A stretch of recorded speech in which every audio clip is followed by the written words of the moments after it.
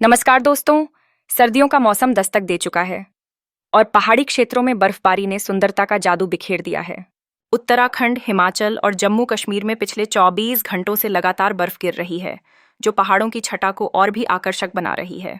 जम्मू कश्मीर में आज बर्फबारी के दौरान 25 लोगों को सफलतापूर्वक रेस्क्यू किया गया, जो दर्शाता है कि बर्फबारी का आनंद लेते समय सुरक्षा का ध्यान रखना कितना आवश्यक है।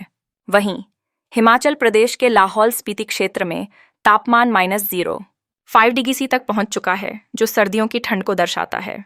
मौसम विभाग की चेतावनी है कि इस बार ठंड जल्दी और अधिक कड़ाके की पड़ेगी, जिससे हमें अपने गर्म कपड़ों और अतिरिक्त सतर्कता की तैयारी करनी चाहिए। यह स्थिति केवल खेतों और घरों को प्रभावित नहीं कर रही है, बल्कि स्थानीय अर्थव्यवस्था पर भी गंभीर प्रभाव डाल रही है।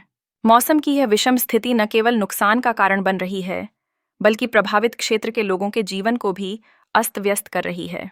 ऐसे में सरकार और संबंधित एजेंसियों का कार्य है कि वे लोगों को सहायता प्रदान करें।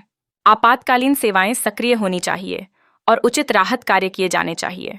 इसलिए यह अनिवार्य है कि हम सभी मौसम की स्थिति और उससे जुड़ी खतरनाक घटनाओं के प्रति जागरूक रहें और स्थानीय प्रशासन द्वारा जारी अलर्ट को गंभीरता से लें। अंत में हमें एक साथ मिलकर इस कठिन परिस्थिति में एक दूसरे का साथ देना चाहिए। जब हम मुश्किल हालातों का सामना करते हैं, तभी हम दृढ़ता से आगे बढ़ने का रास्ता खोज पाते हैं। संकट के इस समय में सही जानकारी और सामूहिक प्रयास से हम इस कठिनाई को पार कर सकते हैं।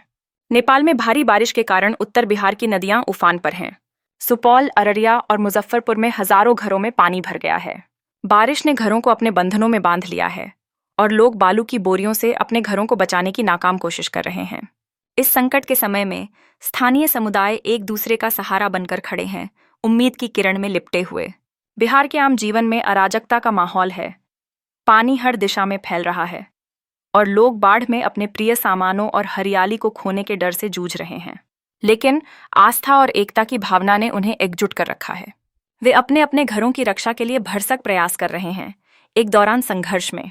अब हिमाचल की ओर चलते हैं, जहां बीती रात बिलासपुर में एक दर्दनाक बस हादसा हुआ। अचानक पहाड़ से गिरने वाले मलबे ने एक बस को अपनी चपेट में ले लिया और इस हादसे में 16 लोगों को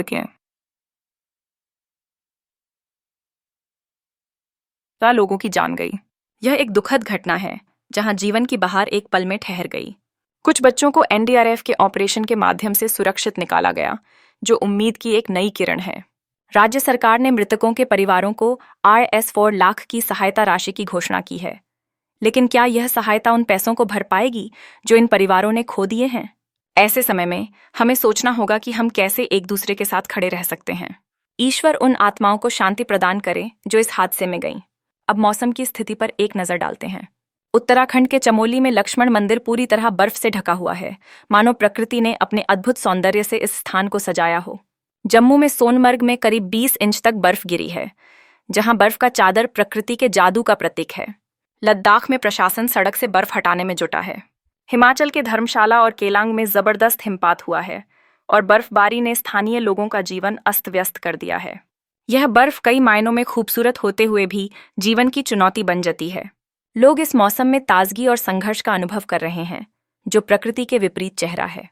सुबह होते ही हरियाणा और पंजाब के आसमान में हल्की धुंध छा गई है, जिससे ठंडी हवाओं का एहसास और भी बढ़ गया है। नारनौल में तापमान अब 11 डिग्री तक गिर चुका है और लोग गर्म कपड़ों में लिपटे नजर आ रहे हैं।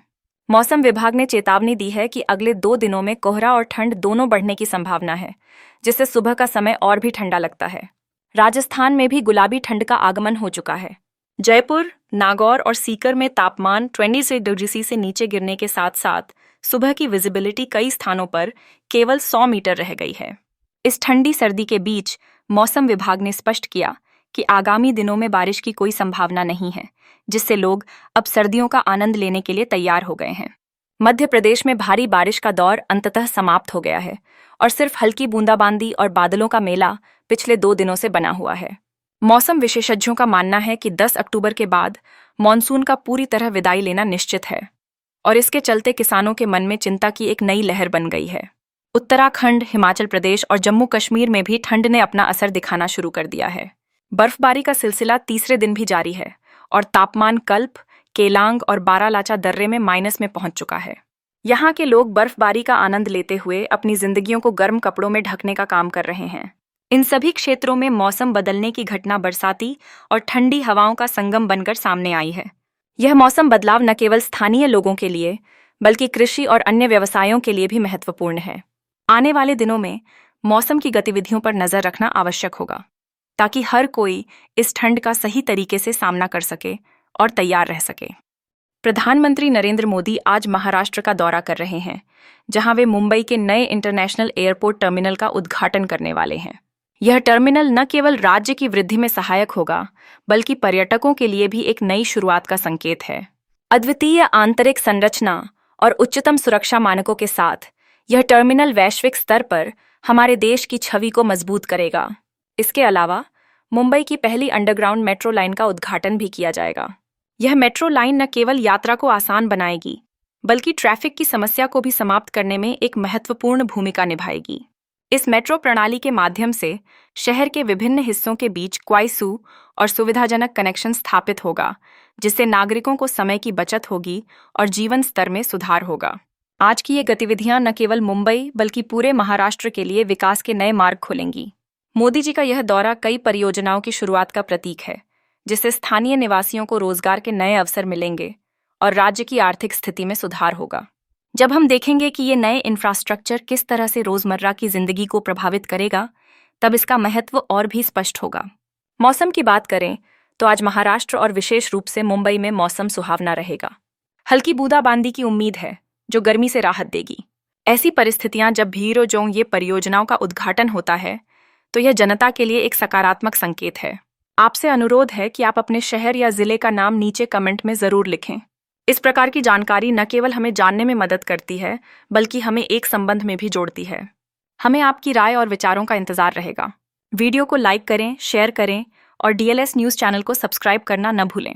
आपकी भागीदारी हमेशा हमारे लिए महत्वपूर्ण है। अब हम अगली अपडेट में मिलते हैं। तब तक के लिए जय हिंद, जय भारत, वंदे मातरम।